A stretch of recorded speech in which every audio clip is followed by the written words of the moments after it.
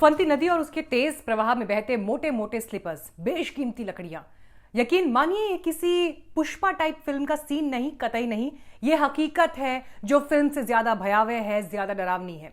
ये हिमाचल प्रदेश के कुल्लू जिले में बादल फटने के बाद की तबाही की तस्वीरें हैं। लेकिन इससे हमें यह भी पता चलता है कि न सिर्फ हिमाचल बल्कि देश के पूरे हिमालयी राज्यों में प्राकृतिक संसाधनों की जिस तरह से लूट खसोट मची है, उसके साइड इफेक्ट्स कितने भयानक हो सकते हैं। हालांकि बारिश, आपदा और तबाही बरसातों के मौसम में पहाड़ों के लिए कोई नई बात नहीं। नए जमाने की भाषा में कहें तो ऐसा लगने लगा है कि शायद अब ये न्यू नॉर्मल है। अब हम हर साल ऐसी भीषण आपदाएं देखने के आदी हो गए हैं। लेकिन हिमाचल प्रदेश के कुल्लू जिले में बादल फटने के बाद जो फ्लड आया और उसमें जो मलबा बहकर आ रहा है, उसकी जैसी भयानक तस्वीरें सामने आ रही हैं, उसने इंसानी गुनाहों और उनकी करतूतों का भी भंडा फोड़ कर दिया है। वो गुनाह जो हम कुदरत के साथ कर रहे हैं, वो गुनाह जो हम कुदरत के दिए खजाने के साथ कर रहे हैं, वो गुनाह जो हम जंगलों के साथ कर रहे हैं, और वो गुनाह जो हम पहाड़ों के साथ कर रहे हैं। और उसका होश उड़ा देने वाला सबूत है ये वीडियो, जो कि कुल्लू के क्लाउड बर्स्ट के बाद सोशल मीडिया पर वायरल है। इंसानी लालच कुदरत के साथ कितना बड़ा खिलवाड़ कर रहा है। पहली मॉनसून की बारिश ने उसकी परतें खोलकर रख दी।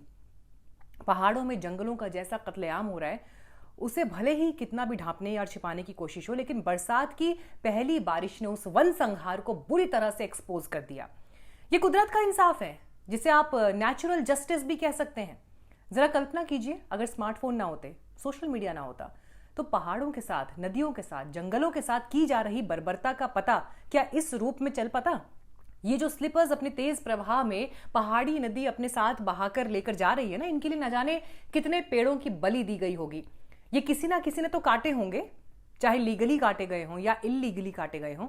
ऐसा तो नहीं है कि बादल फटने के बाद खुद कुदरत ने इन स्लीपर्स को तराश कर निकाला हो। ये सब इंसानी कारस्तानी है, जिसे मलबे के रूप में पहाड़ी नदी अपने साथ ढोकर ले जा रही है। मैं फिर कह रही हूं कि हो सकता है इनमें से लीगल कटान भी हो, लेकिन जितनी बड़ी मात्रा में ये बहकर आ रहे हैं, उससे शक भी पैदा होते हैं। कहीं ऐसा तो नहीं कि जंगलों का ये कटान फॉरेस्ट माफिया की करतूत हो। कहीं ऐसा तो नहीं कि हिमाचल में भी फिल्मी पुष्पा की तरह कोई लकड़ी माफिया सक्रिय हो। जब हम इस पर चिंता जताते हैं कि पहाड़ों में बारिश का पैटर्न क्यों बदल रहा है, मौसम का मिजाज क्यों बदल रहा है, जब हम चिंता जताते हैं कि पहाड़ों पर इतनी तबाही क्यों मच रही है, तो ऐसे तमाम सवालों का जवाब इन्हीं तस्वीरों में छिपा हुआ है।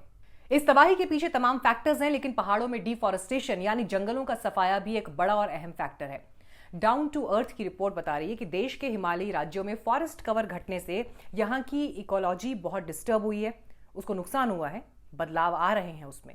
और ये जो बदलाव हैं वो हमें बाढ़ की इन तस्वीरों में दिखाई दे रहे हैं।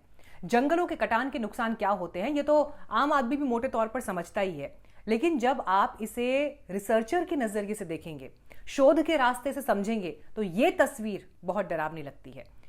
देहरादून में गोविंद वल्लभ पंत हिमालयी पर्यावरण और विकास संस्थान नाम का एक इंस्टीट्यूट है, जो कि भारत सरकार की ministry of environment, forest and climate change के तहत एक ऑटोनॉमस इंस्टीट्यूट है।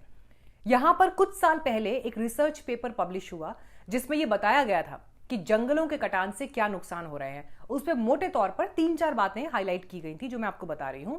पॉइंट 1, पहाड़ों में जब पेड़ कटते हैं तो वो पेड़ जिस मिट्टी को थामे रहते हैं उसमें इरोजन होने लगता है, मतलब मिट्टी बहने लगती है। दूसरी बात कि जो पहाड़ी ढलान है वो खिसकने लगती है। तीसरी बात, जो मिट्टी फर्टिलिटी, जो सॉइल फर्टिलिटी है, मतलब मिट्टी की जो उर्वर क्षमता है, उपजाऊ क्षमता है, वो खत्म हो जाती है। चौथी बात, इसके साइड इफेक्ट्स ये होते हैं कि पहाड़ों में ईंधन, लकड़ी और चारे की कमी हो जाती है। पांचवी बात कि पेड़ नहीं होने से बारिश के पानी की स्पीड बहुत तेज हो जाती है। जो नेचुरल वाटर रिसोर्सेज होते हैं वो रिचार्ज नहीं हो पाते और बायोडाइवर्सिटी को काफी नुकसान होता है। तो ये वो खतरे हैं जो कि रिसर्च में भी सामने आए और जिन्हें हम अपनी आंखों के सामने इन तस्वीरों के जरिए भी देख रहे हैं। हिमाचल का पडोह डैम तो मिट्टी, गाद और मलबे के साथ बहकर आई लकड़ी से भर गया। लेकिन बात सिर्फ यहां पर जंगलों के कटान की नहीं है। पहाड़ में ऐसी आपदाएं इंसानी लालच या कमर्शलाइजेशन की देन कैसे हैं, इनके लिए आपको मैं कुछ और पिक्चर्स भी आज दिखाऊंगी। ये वीडियो आप देखिए कसोल का है। अब आप इसमें देखिए कि जो नदी के नेचुरल फ्लो वाला एरिया है, वहां कार पार्किंग बना दी गई है, गाड़ियां खड़ी करने की जगह बना दी गई है। नदी की कोख में आप कमर्शियल एक्टिविटीज करके पैसा छाप रहे हो, लेकिन इसके साइड इफेक्ट्स क्या हैं सबने देख लिया है। अब जब फ्लड आया तो सब कुछ अपने साथ बहा कर ले गया, ना पार्किंग बची, ना कार्स बची। नदी में इतना भयंकर उफान है कि इसके आगे क्या कोई टिक पाएगा? लिहाजा ये छोटा ट्रक भी उफनती लहरों में बह गया। और ऐसा होगा ही। नदी का अपना एक स्वाभाविक प्रवाह होता है, अपना एक रास्ता उसका नेचुरल होता है, प्राकृतिक। अगर किसी समय नदी के किनारों पर पानी नहीं है या कम है तो इसका कतई ये मतलब नहीं कि वहां पर पानी कभी नहीं आ सकता। एक बच्चा तक इस बात को समझता है, लेकिन यहां पर कंस्ट्रक्शन करने वालों के भेजे में ये बात नहीं घुसती। जरा ये तस्वीर देखिए, ऐसी जगह में मकान बना देने का भला क्या तुक है जो कभी भी बाढ़ की जद में आ सकता है, लेकिन लोगों ने बनाए हैं। और जब नालों में उफान आया तो अपने साथ भयानक दहशत इस दौरान ये लेकर आया। अब नदी नालों के किनारे बसे लोग त्राहिमाम करके सुरक्षित जगहों की ओर जा रहे हैं। ये बात तो समझनी ही पड़ेगी कि आप नदी के नेचुरल प्रवाह वाले हिस्से में कंस्ट्रक्शन कर देंगे, नदी की तलहटी में निर्माण कर देंगे, तो उसका नतीजा यही होगा जैसे कि इस तस्वीर में आप देख रहे हैं। फिर नदी को या बाढ़ को दोष देने का क्या फायदा। नदी को किसी भी सूरत में एनक्रोच नहीं किया जाना चाहिए। उसके किनारों पर या उसकी तलहटी में कोई कंस्ट्रक्शन करने, कोई मंदिर बना देने या मूर्ति स्थापित कर देने का भी भला क्या मतलब रह जाएगा। नदी उफान पर आएगी तो क्या वो मंदिर को या मूर्तियों को या किसी भी दूसरे निर्माण को बख्श देगी? कतई नहीं। अब उत्तराखंड में रुद्रप्रयाग से आई ये तस्वीर देखिए।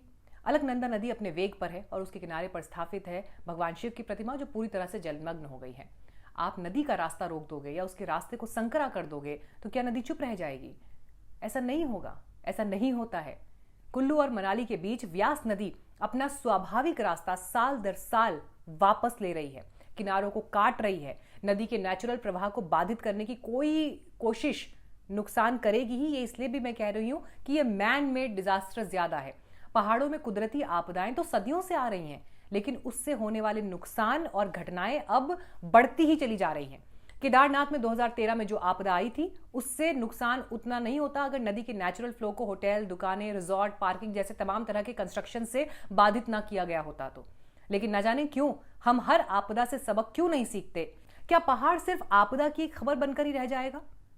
और इसीलिए इस चिंता को हमने इस वीडियो में जाहिर किया है। आप इस पर क्या सोचते हैं? मुझे न्यूज़ बीट्स पर अपने विचार जरूर शेयर करिए। आपकी प्रतिक्रियाओं का इंतजार रहता है और आपसे अपेक्षा है कि इस वीडियो को आप ज्यादा से ज्यादा लोगों तक पहुंचाएं ताकि पर्यावरण को लेकर, पहाड़ों को लेकर, हिमालय से जुड़े चिंताओं और कंसर्न को लेकर ये बात दूर दूर तक पहुंचे, सिर्फ पहाड़ों के भीतर तक सीमित ना रह जाए।